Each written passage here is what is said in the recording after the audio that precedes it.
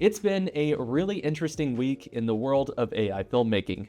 Midjourney finally released the feature that we've all been waiting for. Pika and Elevenlabs came out with a sound effects tool, but which one is better? And the CTO of OpenAI gave us an update on when Sora is going to be hitting the market. This is your AI film news of the week. I want to kick things off with the big lead, and that is, of course, the new character consistency feature inside of Midjourney. Character consistency was really tricky up to this point in time, but with this new feature, you can easily create the same character with the same clothes again and again. This is obviously huge for storytelling and working on film and advertising projects. I want to show you how easy it is to create consistent characters inside of Midjourney. So I'll show you how to use it on the desktop version, then we'll hop over to the Discord version. Now, I will say that this feature works better with images that were created inside of Midjourney. So if you have to upload an image, you will not get results that are as good as if you use a character that was created directly in Midjourney. So let's go ahead and start things out here. I'll go to search prompts and we'll just say a man. So something really generic, and let's find a man that we want to use here. And we will say, how about this guy wearing this ridiculous outfit? So this would typically be very challenging to prompt for again and again, but with the new feature, it actually is pretty darn easy. So what we're going to do is hit the image button here. So use image, and now we will use the image in our prompt. So there's some really small icons here. They're hard to make out, but basically right now it's being used as an image reference. But if you go all the way to the left, there's this person icon. We'll click it, and basically now it is being used as a character reference. So we can say a cinematic still of a man in New York City and go ahead and click enter. And just like that, we have some shots of this man, and it looks photorealistic. He's in New York City and he's wearing that crazy outfit. So this would have been basically impossible up to this point in time. We have a shot of him from behind, from the side, and oh my God, I have no idea what's happening here. I think he has been in a horrible accident because his head is looking the wrong way. So there's some really interesting things that you can do, especially when you begin to use this tool in conjunction with some of the other features that are available inside of Midjourney. So I want to show you how you can get consistent characters with different clothing options as well. It's really interesting. So if you go to search prompts, we'll just say wide shot woman, and we'll just find a wide shot of a woman where we can see all of her clothing and just everything that she's wearing. Maybe this woman right here, you see she has this brown jacket and the blue undershirt. So if we use the image and we go over here to the character reference button, we can just say a woman stands in, we'll say downtown Los Angeles, and go ahead and click enter. You can see that, yes, of course, we have this woman in downtown Los Angeles, and she's basically wearing the same thing in each shot. Now, what if you actually wanted this woman to be wearing something different? Maybe you were doing some exploration and wanting to do basically a virtual photo shoot. You can actually do that very easily using Midjourney. All you have to do is click this use button. So now we have our inputted reference image again right here. And what we will do is type in a code called --CW, that stands for character weight. And character weight is on a sliding scale of 0 to 100, with 0 being the character can basically change their clothing, their hairstyle, and there can be much more variability in what the character is wearing, versus a character weight of 100, which is the default. The character will generally be wearing the exact same clothes again and again. So I'm going to change this to a character weight of 0, and we'll say a woman in a sci-fi film. There we go, and let's see what we get. Okay, let's look at our results here. We have the woman, and in this one, she's wearing like futuristic headphones and a yellow jacket. In the next one, she's wearing this kind of worn out coat here. It has an earring. The next one, she's wearing, I think, a leather jacket, and this has a completely different coat as well.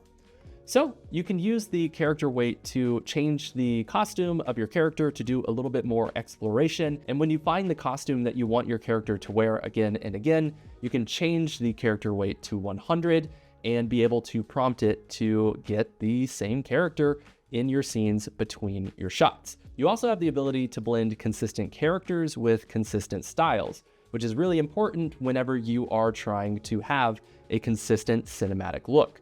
So here's how you do it. I'm just going to go to our prompt here. We'll just say a woman, and we'll just find someone that we want to use here. Let's say that we want to use this woman here. We'll go ahead and click the image button and set her to character reference. So we also want to figure out a style. So to find a style, we'll just go to our search bar here, type in a cinematic still, and let's find kind of a color grade or style that we want to use for our film. I kind of like this kind of hazy sepia tone over here. So I'm going to go ahead and click on this image, and we will go to style. So now we have a consistent character because we hit the icon here, and we have a consistent style. So now we can prompt in a cinematic still of a woman in New York City. And the cool thing is your codes actually work in here as well. So the style weight by default is 100. If you wanted to change that, you could just do --SW and then up it all the way to 1000 if you wanted to inherit maximum style from this reference photo. I like the default. I think that's totally fine.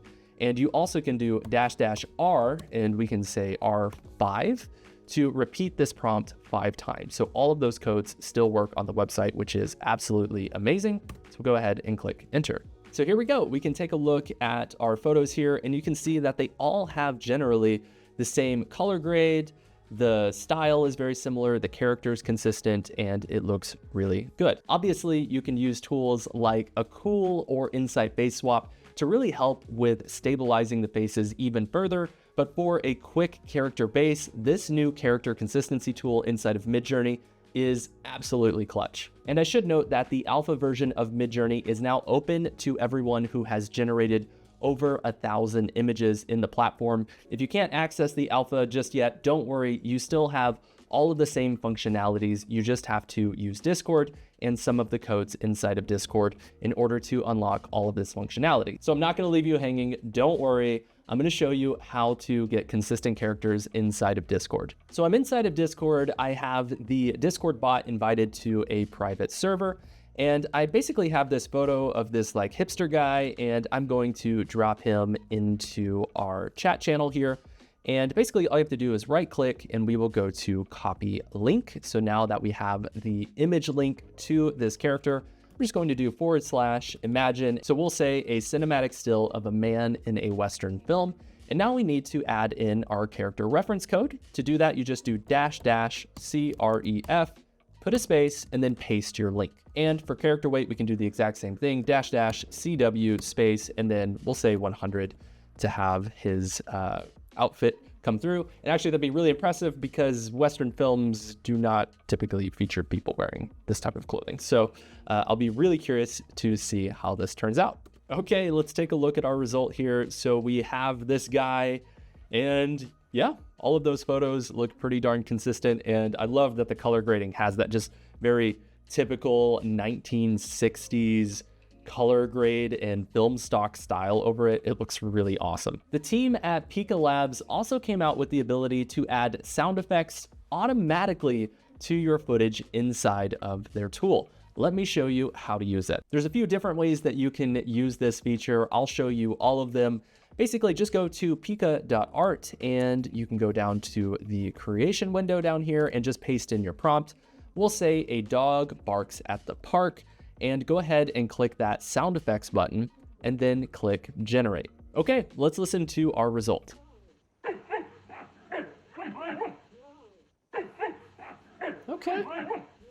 Okay, yeah, I mean, it sounds like a dog barking. There's something a little off about it, but not too bad. You also have the ability to add sound effects to videos that you generate using an image as well, which is really helpful. So all you have to do is go to the image or video button and select your image. I have this picture here of this frog, and we'll go ahead and upload him, and make sure that your sound effects button is selected and click generate. Okay, so let's listen to our result.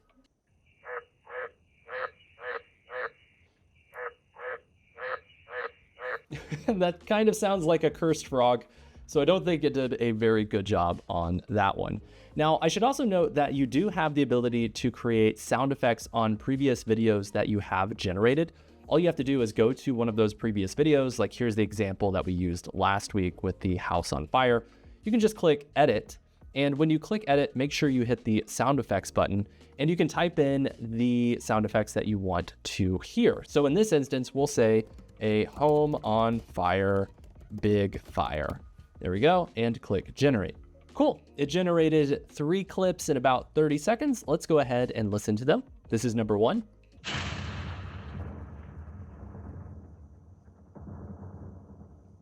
Oh man, that's a big explosion.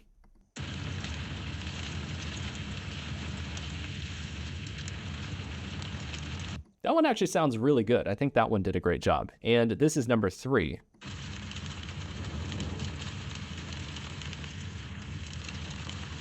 So in this instance, I think Pika actually did a really good job with the sound effects. We can basically pick one now and click continue, and we can basically scrub through and pick the exact spot where we want the sound effects to be. I'll just attach it to the beginning and click attach to video, and there you go. Not to be outdone, the team at Elevenlabs actually came out with their own tool for typing in a prompt and getting sound effects. Now, it's only in limited release right now, but we have access to the beta and I want to showcase it with you today. So I'm inside of Elevenlabs. Basically, you just go to the sound effects menu in the top left and you just type in the sound effects that you want to hear. So for Elevenlabs, I want to test it with that frog video from earlier. So we're going to say a frog in the park, and we will generate sound effects. And after about 10 seconds, it produced 5 different generations. Let's listen to a few of them here. This is number 1. Sounds like a frog. Sounds like a frog.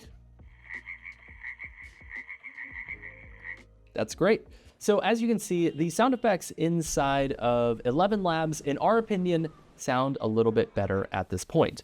But I want you to tell me which sound effects you like better, and that brings us to our game of the week. For our game this week, I am going to play you 3 sound effects of a monster roaring. I prompted the sound effects in Elevenlabs, Pika Labs, and I also went to Artlist, which is a stock music and sound effects company, and downloaded a monster roaring sound effect. I want you to tell me which one came from which tool. Okay, are you ready? This is number 1. This is number 2. And this is number 3. Okay, if you think you know the answer, let us know in the comments of this video. We will randomly select one of the winners to receive a free AI filmmaking sweatshirt from Curious Refuge. There was also a research paper this last week that came out called Style Gaussian. There are some pretty cool examples over on the research page. Basically, the way it works, it can take an uploaded reference image and then project that style into a Gaussian splat. The reason why that's cool is pretty soon, just like using Runway Gen 1, you'll be able to project a style into your augmented reality. So imagine being in an Apple Vision Pro, and as you look around, the entire world is just converted into an anime style or in the style of Pixar. That's what this early technology is pushing for, and I think it's going to have huge implications for the future of interactive entertainment. This last week, we also dropped a new podcast episode with Renard Jenkins, who's the president of SMPTE. Renard shared some really great insight into how AI operates at a base level and how we can work together to create better representation in AI-generated imagery. We also dropped a short film called Another by Dave Clark. The short film actually blends live-action footage with AI-generated visuals. And sometimes it's kind of hard to tell what's AI and what's live action, so we're actually calling this new medium LiveGen. We think that it really is a prototype to what the future of cinema is going to be like. Dave did an awesome job on the project, and he collaborated with some really talented artists like Rob Niederhorst to create the visual effects for the piece. I highly recommend checking it out. The CEO of Runway also really enjoyed it, so congrats, Dave. That's some really great exposure. We also came across this interview with the CTO of OpenAI talking about Sora, and we have an update on the timeline. It actually sounds like Sora will be coming out later this year, and he actually hinted that it could be within the next few months. He also said that they are looking to incorporate audio into Sora, so maybe very similar to the way that we have sound effects inside of Pika Labs. And Sora will not be able to reproduce public figures, which is probably for the best, especially considering we are in an election year. And while we're talking about OpenAI, there was a page that was leaked only for a few minutes, but a few people found it online, and it basically was the ChatGPT 4.5 Turbo release page. And basically now we have hints that it will probably be released in June of 2024. We definitely cannot wait to use it. And while we're talking about OpenAI, just really quickly, we should note that Sam Altman is back on the board, and they have reshuffled their board after all of that crazy drama from back in November. We actually came across this really interesting demo over on X, where a robot had been integrated with OpenAI, and it actually has the ability to look around the world and interpret its surroundings. So in the demo, the robot is looking around, and it can say that it's looking at a table with an apple on the table, and this robot is somewhat human-like. So it's a really interesting use of the technology, and of course, we're very curious to see how this evolves in the coming months. And to flip the script just a little bit, we are going to go over to Elon Musk, who actually announced that Grok will be open source starting this week. It's really interesting to see how X is positioning its AI model in relation to OpenAI and how that may play out with the lawsuits that are underway. And that brings us to our AI films of the week. I am very excited to show you this week's film. They're some of the best films that we've had in this show up to this point. The first one is this film called The Mermaid by Zahir Khan, and it has some of the most incredible shots that we've seen up to this point. The VFX is absolutely breathtaking. They clearly went in and used the motion brush tool inside of Runway for a few shots, and it looks great. And I think this is a great example of working around some of the limitations that are inside of these tools. They really have a very solid understanding of narrative storytelling and how to convey information while working around some of the challenges that can pop up whenever you work with AI tools. Now, they said they used a mixture of Runway, Leonardo, Suno, ChatGPT, After Effects, Premiere, and Artlist, which is very interesting because we actually teach most of those tools inside of our program. So it's cool to see that some of the best AI filmmakers are using some of these processes that we've been able to develop with our community. The next film that I want to shout out is Uncanny Harriet by Uncanny Harry. It's basically a music video that uses a Suno song, and he used a combination of Runway for the visuals, Leonardo, and the lips were synced using Pika Labs. He also used LensGo to add in a style transfer, and the result is one of the most convincing and interesting music videos that we've seen using AI up to this point. And our final film of the week is called Escape by Marco. It really features some great curation, and it's basically an AI mood film that just is exploring an idea, and it has these characters that are in the woods, and there's like this pink smoke. I think it's a really good music video concept, and I think they did a great job picking and choosing the right shots for their film. Okay, I hope you enjoyed this week's episode of AI Film News. Of course, you can get AI Film News delivered directly to your inbox every single Monday by subscribing over at curiousrefuge.com. We cover more news in that newsletter than what we talk about on this show, so if you want the latest and greatest news, be sure to subscribe. And of course, you can always subscribe to us here on YouTube. Give us a like if you enjoyed this video. Thank you so much for watching. We'll see you in the next one.